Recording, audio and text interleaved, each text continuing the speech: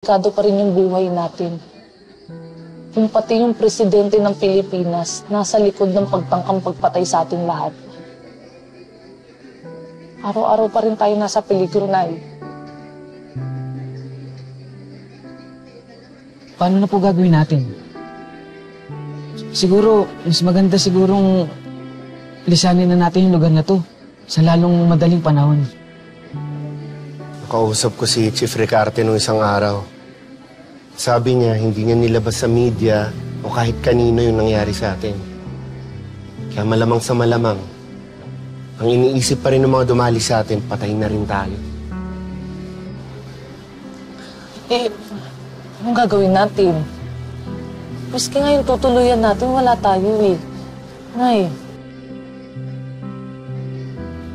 Andun yung kapatid ko sa Barangay Esperanza.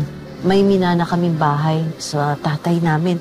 Pwede tayong magsama-sama muna doon habang naghahanap kayo ng malilipatan.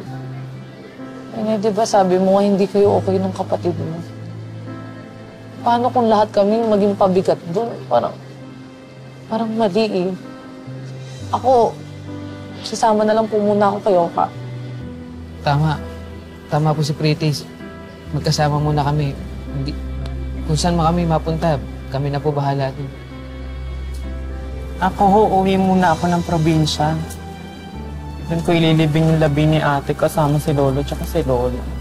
Ako po, Aling Alma, may pinsan naman po ako sa Zapote. Dikit ko po yun, kaya siguradong matutuwa po yun kung doon ako sa kanya titira. Itong dalawang bata, pwede naman kayong sumama sa akin. Lalo na si Merendy, habang wala si ate mo. Sumama na lang kayo sa akin, ha? Ang ibig sabihin, mag-iiwa-iwalay na po tayong lahat, no?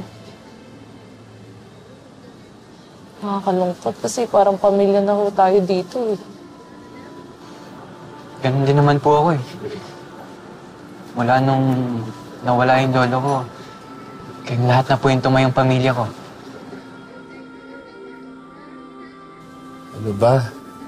Panandalian lang naman to eh. Ipapalamig lang tayo. Magkikita-kita pa rin tayo. At naniniwala po ako, babalikan tayo ni Elias. Pati ni Bane. Magbabayad lahat ng may atraso sa atin. Basta,